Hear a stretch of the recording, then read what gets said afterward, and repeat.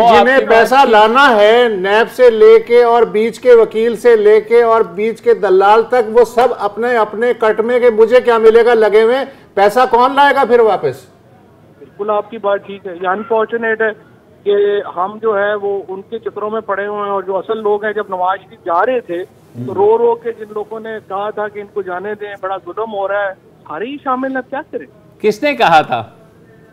कई थे, अब आपको भी पता है। नहीं लेकिन सर, लेकिन देखें, जाने तो हुकूमत ने दिया। सर यहाँ तो नैब मामू बनी है, उसके बारे में भी तो कुछ बताया ना। देखें जब ये नैब वो मामू नहीं बनी थी, ये सारा नवाज शरीफ के दौर में हुआ था, और ये वही दौर था। अरे फवाद, आपने यूके कोर्ट का जजमेंट पढ़ा ना, उसमें जनरल अमजद की बात भी की गई कि वो किस तरह गए, उन्होंने कंपनी चूज की, और उसमें उन्होंने लिखा है कि मुझे तो 3 महीने के अंदर ही पता लग गया था कि कंपनी का ना कोई एक्सपीरियंस है ना कुछ है।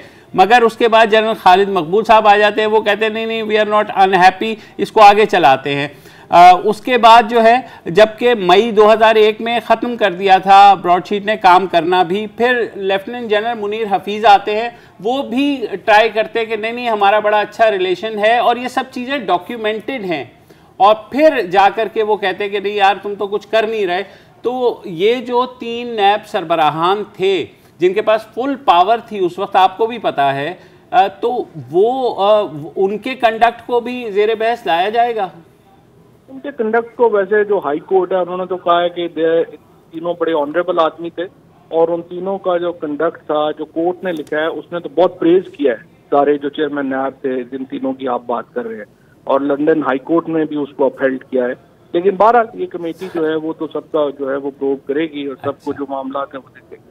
चलिए ठीक है। चलिए, तो ये जो है अभी कमेटी आपने अनाउंस तो कर दी है, काम कब से शुरू करेगी, या शुरू में कैसे ये बनेगी, कब?